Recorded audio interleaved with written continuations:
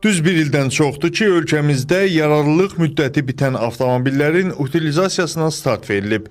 Bu müddət ərzində nə az, nə çox düz 16.100 avtomobil utilizasiyaya verilib və bu rəqəm hər gün artmaqdadır. Ötən ildən başlayan utilizasiya prosesinə artıq minlərlə avtomobil cəlb olunub. Əvvəllər bu proses ancaq Bakıda həyata keçirilirdisə, indi həm Gəncə şəhərində, həm də Abşeron rayonunda belə mərkəzlərə rast gəlmək olar. Bölgələrdə yaşayanları da elə məhz bu sual maraqlandırır ki, mərkəzlərin sayı artacaqmı? Hələlik isə belə mərkəzlər 3 ərazi üzrə fəaliyyət göstərir.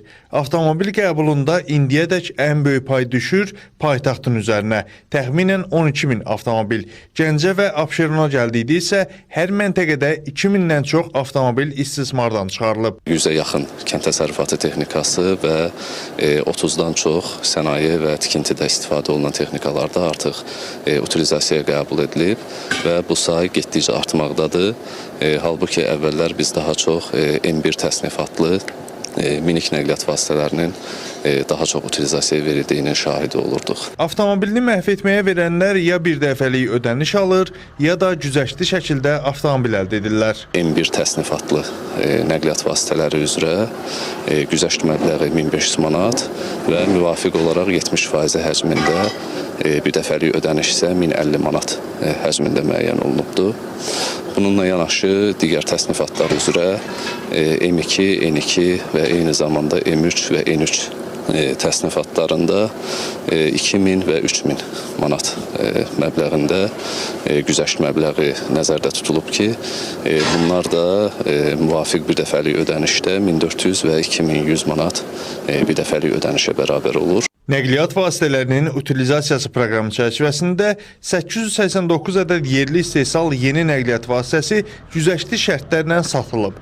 Ərzəçilərin bank hesablarına isə ümumilikdə 950 min manat məbləğində bir dəfəlik ödəniş köçürülüb. Belə məntəqələrin birində aparılan işlərlə yaxından tanış olduq. Nəqliyyat vasitəsi müəssisəmizə daxil olduqdan sonra xüsusi yükləyicilər vasitəsilə, onu daşıyan nəqliyyat vasitəsilə endirilərək müəssisəmizin həyətində yerləşdirilir və onun üzərində əgər aşkarlanan təhlükəli tullantılar mövcuddursa, həmin təhlükəli tullantılar xüsusi vasitələrlə həmin nəqliyyat vasitəsindən ayrılır. Bura akkumulyator, yanacaq, sürtgü materialları və s. daxildir.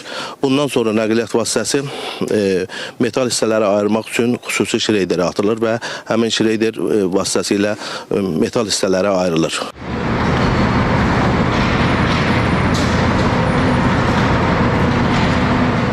Avtomobil məntəqəyə gətirildikdən sonra burada doğranma prosesinə başlanılır. Məndən sol tərəfdə görünən bu xüsusi avadanlıq vasitəsi ilə çox xırda detallara ayrılır və daha sonra o əriməyə, yəni təkrar emala göndərilir. Proqramın daha da təkmilləşdirilməsi məqsədi ilə ekspertlərin, ictimaiyyətin və utilizatorların rəyi nəzərə alınaraq təkliflər paketi hazırlanıb və müvafiq qurumlara göndərilib. Qeyd edək ki, nəqliyyat vasitələrinin utilizasiyaya verilməsi könüllülük prinsipi əsasında aparılır və məcburi xarakter daşımır.